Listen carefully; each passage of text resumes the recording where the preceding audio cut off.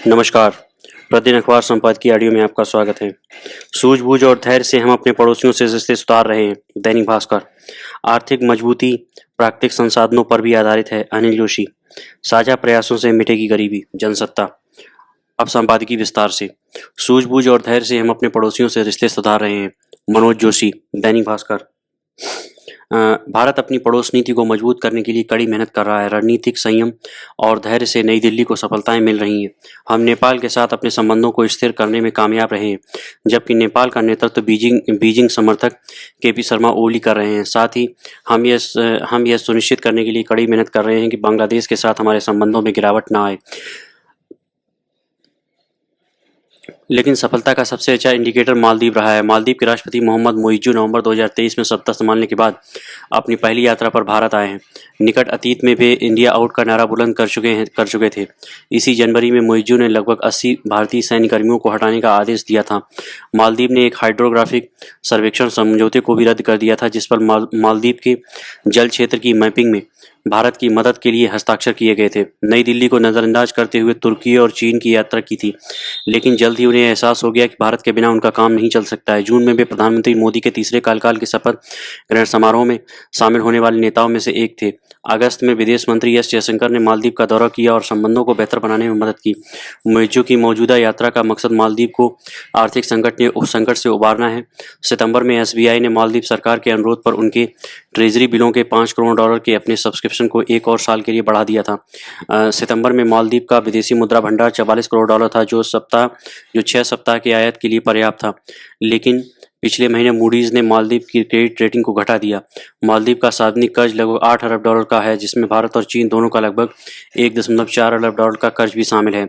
जहां भारत ने इस मुद्दे पर चर्चा करने में रुचि दिखाई, वहीं चीन आगे नहीं आया और उसने मालदीव को राहत नहीं दी है। मालदीव की आर्थिक सेहत के लिए भारतीय पर्यटकों का फैक्टर भी महत्वपूर्ण है। पिछले साल के विवादों के कारण पर्यटकों की संख्या में 50,000 की गिरावट आई, जिससे उसे $15 करोड़ का नुकसान हुआ। एक और महत्वपूर्ण घटनाक्रम विदेश मंत्री एस जयशंकर ने श्रीलंका यात्रा रही है। श्रीलंका ने हाल ही में जनता विमुक्ति पेरामुना जेबीपी के अरुणा कुमारा दिसानायके एकेडी को श्रीलंका के 9वीं कार्यकारी राष्ट्रपति के रूप में चुना है। 1960 के दशक में स्थापित जेबीपी की विचारधारा मार्क्सवादी और सिंगली राष्ट्रवादी है और उसने श्रीलंका में 2 विद्रोहों का नेतृत्व किया है। 1994 के बाद से उसने हिंसा का त्याग कर रखा है। 2022 के आर्थिक संकट और अरागलया आंदोलन, जिसके बाद गोटाबाया राजपक्षे को राष्ट्रपति पद से हटा दिया गया था, तब इसे एक छोटी पार्टी के रूप में देखा जाता रहा था। भारत ने गोटाबाया की जगह लेने वाली रानिल विक्रमसिंघे की सरकार को बढ़ चढ़कर सहयोग किया था। भारत के द्वारा श्रीलंका को दिए गए $4 अरब के कर्ज के चलते ही वह IMF से $3 अरब के पैकेज के लिए सौदेबाजी कर पाया। लेकिन पिछले महीने श्रीलंका में हुए चुनावों में विक्रमसिंघे 20% वोट भी हासिल नहीं कर पाए। हालांकि वे अपने देश की वित्तीय स्थिति को स्थिर रखने में कामयाब रहे थे। श्रीलंका के मतदाताओं ने देश में बहुत जरूरी बदलाव लाने के लिए अल्पज्ञात एकेडी को चुना है। इसी साल फरवरी में जब एकेडी विपक्षी विधायक थे, तब उन्हें जेबीपी प्रतिनिधिमंडल के साथ नई दिल्ली की यात्रा के लिए आमंत्रित किया गया था। यह पहली बार था जब भारत द्वारा जेबीपी के किसी नेता को आमंत्रित किया गया था। उस समय तक यह स्पष्ट हो चुका था कि जेबीपी चुनाव में विजेता बन सकती है। आर्थिक मजबूती प्राकृतिक संसाधनों पर भी आधारित है। अनिल जोशी। मानसून लगभग विदा हो चुका है, सर्दियों की दस्तक है, लेकिन इस बार हुई बेतहाशा बारिश ने न सिर्फ भारत बल्कि पूरी दुनिया को हैरान कर दिया है। इस बदलते मौसम को समझने के लिए हमें वैज्ञानिक दृष्टिकोण से भी विचार करना होगा। हम ये नहीं कह सकते कि ये मात्र एक असामान्य घटना है। वैज्ञानिक अनुमान लगा रहे हैं कि इस बार की सर्दी पहले से कहीं अधिक कठोर हो सकती है। मौसम के बदलाव केवल गर्मी, बारिश और ठंड तक ही सीमित नहीं है, बल्कि इसका असर कृषि, जंगलों और समग्र पारिस्थितिकी पर भी पड़ेगा। सवाल यह उठता है कि हम इस चुनौती का सामना कैसे करें। वैसे हर देश अपने पर्यावरण के प्रति गंभीर होने का दावा करता है, चाहे वह नदियों के संरक्षण की बात हो या वनों के विस्तार की। सरकारें दावा तो करती हैं, लेकिन प्रयासों में गंभीरता कितनी है, यह सवाल हमेशा बना रहता है। हम पारिस्थितिकी को कोई मूल्य नहीं देते हैं, क्योंकि हमारा ध्यान केवल देश की आर्थिक स्थिति पर होता है। हम गर्व करते हैं कि अमेरिका, ऑस्ट्रेलिया या चीन की जीडीपी नीचे जा रही है, जबकि भारत की अर्थव्यवस्था मजबूत बनी हुई है। हमें यह नहीं भूलना चाहिए कि हमारी ये आर्थिक मजबूती हमारे प्राकृतिक प्राकृतिक संसाधनों पर भी आधारित हैं और इसलिए इनका बने रहना जरूरी है। नदी जंगल मिट्टी नदी जंगल मिट्टी इन सबका संरक्षण जरूरी है, लेकिन इन संसाधनों के प्रति हमारी जिम्मेदारी कितनी है, यह बड़ा प्रश्न है। आर्थिक विकास के साथ साथ पर्यावरण की सुरक्षा भी जरूरी है और ये तभी संभव है जब इन संसाधनों का भी लेखा जोखा रखा जाए। इस भाव से उत्तराखंड में एक नई पहल के रूप में सकल पर्यावरण उत्पाद JPE को अपनाया गया है। हेस्को के वैज्ञानिकों ने इस सूचक को तैयार किया है, जिसे अंतर्राष्ट्रीय मान्यता भी मिली है। इसका उद्देश्य यह है कि जैसे आर्थिक विकास को मापा जाता है, वैसे ही पर्यावरणीय संसाधनों, जंगल, पानी, हवा, मिट्टी की गुणवत्ता और मात्रा को मापा जाए, खासतौर से उन प्रयत्नों को जो सरकार इनकी बेहतरी के लिए करती है। GEP का समीकरण भी GDP की तरह ही है। यह बताता है कि एक वर्ष में कितने जंगल गुणवत्ता वाले बढ़े, पानी की कितनी मात्रा और स्वच्छता बढ़ी, हवा की गुणवत्ता कितनी सुधरी और मिट्टी को जैविक बनाने के लिए कितने प्रयास किए गए। उत्तराखंड इस सूचक को अपनाने वाला पहला राज्य है और वहाँ की पारिस्थितिकी दर 0.9 निकली है। इसका मतलब पिछले वर्ष की तुलना में इन संसाधनों में उपरोक्त बढ़ोतरी हुई है। हालांकि यह पिछले वर्षों की तुलना में सुधार की ओर इशारा करता है, लेकिन इसे और भी बेहतर बनाना जरूरी है।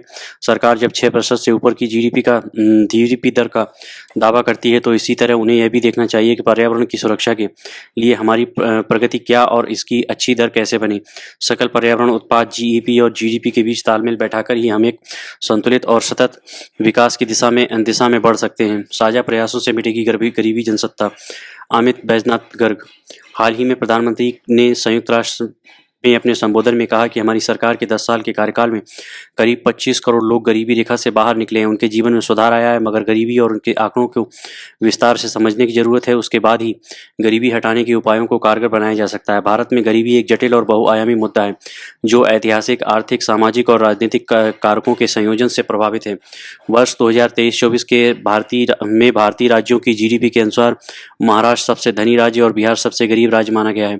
नीति आयोग की नवीनतम रिपोर्ट के अनुसार पिछले 9 वर्षों में लगभग 24.82 करोड़ भारतीय बहुआयामी गरीबी से बाहर निकले हैं। उत्तर प्रदेश, बिहार, मध्य प्रदेश और राजस्थान में बहुआयामी गरीबी में सबसे बड़ी गिरावट दर्ज की गई है, जो कि लगभग 13.88 करोड़ लोगों को गरीबी से निकालने का दावा करती है। रपट पिछले 9 वर्षों में बहुआयामी गरीबी में 17.89% की गिरावट की ओर इशारा करती है, क्योंकि इस स्थिति में रहने वाले लोगों की संख्या 2013-14 में 29.17% थी और 2022-23 में 11.28%, लगभग 15.5 करोड़ भारतीय थी। वैश्विक बहुआयामी गरीबी सूचकांक MPI गरीबी के स्तर और तीव्रता को मापने के लिए 3 व्यापक आयामों, स्वास्थ्य, शिक्षा और जीवन स्तर का उपयोग करती है। संयुक्त राष्ट्र विकास कार्यक्रम ने 100 से अधिक विकासशील देशों में गरीबी के स्तर को निर्धारित करने के लिए इस पद्धति का उपयोग किया है। भारत ने अपने राष्ट्रीय MPI में स्वास्थ्य और जीवन स्तर के आयामों के तहत 2 नए मानक मातृ स्वास्थ्य और बैंक खाते जोड़े हैं। भारत में हर घर को इन 12 मापदंडों के आधार पर अंक दिया जाता है। अगर किसी घर का अभाव अंक 33% से अधिक है, तो उसे बहुआयामी गरीब के रूप में पहचाना जाता है। नीति आयोग की रिपोर्ट बताती है कि भारत अपने सतत विकास लक्ष्यों SDG के लक्ष्य 1.2 को प्राप्त करने की संभावना रखता है, जिसका लक्ष्य 2030 तक बहुआयामी गरीबी को आधा करना है। रपट इस बात पर जोर देती है कि पोषण अभियान, उज्ज्वला योजना, स्वच्छ भारत अभियान और प्रधानमंत्री जनधन योजना जैसे सरकारी कार्यक्रमों ने बहुआयामी गरीबी को कम करने में महत्वपूर्ण योगदान दिया है। वहीं फरवरी 2024 में जारी भारतीय स्टेट बैंक के शोध के अनुसार देश में गरीबी दर 2022-23 में 4.5 से 5% तक गिर गई। घरेलू उपभोग व्यय सर्वेक्षण के आंकड़ों के आधार पर SBI शोध ने इस गिरावट का श्रेय पिरामिड के निचले हिस्से के लिए शुरू किए गए सरकारी कार्यक्रमों को दिया है। घरेलू उपभोग व्यय सर्वेक्षण के आंकड़ों से पता चलता है कि ग्रामीण गरीबी 2011-12 में 25.7% से घटकर 7.2% हो गई और शहरी गरीबी एक दशक पहले से 4.6% कम हो गई। SBI शोधकर्ताओं के अनुसार नई गरीबी रेखा क्रमशः ग्रामीण और शहरी क्षेत्रों के लिए 1,622 रुपये और 1,929 रुपये थी। इन आंकड़ों की गणना सुरेश तेंदुलकर समिति की सिफारिशों के आधार पर की गई थी। उन्होंने 2011-12 में गरीबी रेखा निर्धारित की थी। वर्ष 2023 की बहुआयामी गरीबी सूचकांक रपट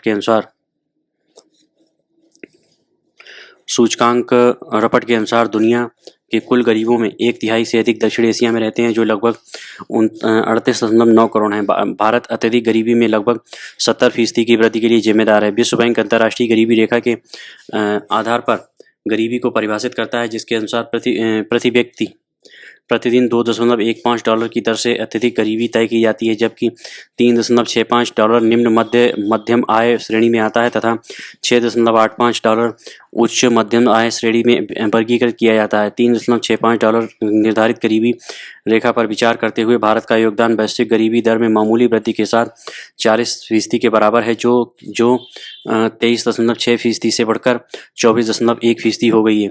भारत में ब्रिटिश आर्थिक नीति के कड़े आलोचक दादाभाई नौरोजी ने ब्रिटिश औपनिवेशिक शासन के तहत भारत के वित्तीय शोषण को ड्रेन थ्योरी के माध्यम से समझाया था कि भारत में उत्पन्न आर्थिक अधिशेष ब्रिटेन भेज दिया गया, जिससे भारतीय अर्थव्यवस्था दरिद्र हो गई। कई प्रसिद्ध अर्थशास्त्रियों और नेताओं ने देश में उच्च गरीबी दर के मूल कारणों के बारे में विस्तार से जानकारी दी है। अमर्त्य सेन ने भारत में गरीबी से निपटने तथा आर्थिक विकास को बनाए रखने के लिए सामाजिक असमानताओं को दूर करने तथा शिक्षा और स्वास्थ्य सेवा में निवेश करने के महत्व पर जोर दिया है। विशेषज्ञों का मानना है कि भारतीय अर्थव्यवस्था प्राथमिक वस्तुओं के निर्यात पर बहुत अधिक निर्भर है, जो औपनिवेशिक आर्थिक संरचना की विरासत है। यह अर्थव्यवस्था को बाहरी बाजार के उतार चढ़ाव के प्रति संवेदनशील बनाती है। वहीं सामाजिक असमानताएं, जो अक्सर जाति व्यवस्था या जाति विभाजन जैसे ऐतिहासिक कारकों के चलते और बढ़ जाती हैं, भारत में लगातार गरीबी के कारण बनती हैं। भेदभाव के कारण हाशिए पर पड़े समूहों के लिए शिक्षा, रोजगार और अन्य अवसरों तक पहुंच सीमित होती है। वहीं जनसंख्या में तेज वृद्धि के कारण उपलब्ध संसाधनों पर दबाव पड़ता है और सतत विकास लक्ष्य पूर्ति प्राप्त करना चुनौतीपूर्ण हो जाता है। इससे बेरोजगारी बढ़ती है और आवश्यक सेवाओं तक सीमित पहुंच होती है, जो भारत में उच्च गरीबी दर में योगदान देती हैं। कुछ विशेषज्ञों का यह भी मानना है कि भारत में गरीबी बढ़ाने वाले कारणों में व्यापार असंतुलन और ऋण बोझ सहित वैश्विक आर्थिक गतिशीलता भी शामिल है। शक्तिशाली देशों द्वारा लागू की गई व्यापार की प्रतिकूल शर्तें और आर्थिक नीतियां स्थानीय विकास प्रयासों में बाधा डालती हैं। इससे देश की आर्थिक व्यवस्था प्रभावित होती है, जो गरीबी बढ़ाने में सहायक साबित होती है।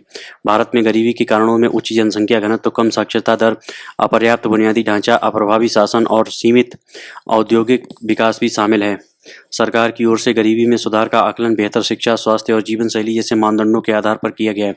इसमें बाल पोषण, मृत्यु दर, मातृ स्वास्थ्य, स्कूली शिक्षा, स्कूल में उपस्थिति, खाना पकाने का ईंधन, स्वच्छता, पीने का पानी, बिजली, घर, संपत्ति और बैंक खाता जैसे तथ्य भी शामिल किए गए हैं। निश्चित तौर पर हर सरकार में गरीबी हटाने के लिए काम किया जाता रहा है, पर इन प्रयासों को पूरी तरह सफल नहीं कहा जा सकता, क्योंकि अभी बहुत बड़े स्तर पर काम करने की जरूरत है। इसके लिए सरकार के साथ सामाजिक संस्थाएं, NGO और यहाँ तक कि आम आदमी को भी अपने स्तर पर गरीबी हटाने की दिशा में काम करने की जरूरत है। ऐसा करने के बाद ही हम देश से गरीबी को पूरी तरह खत्म और विकसित भारत के लक्ष्य को हासिल कर सकेंगे। धन्यवाद।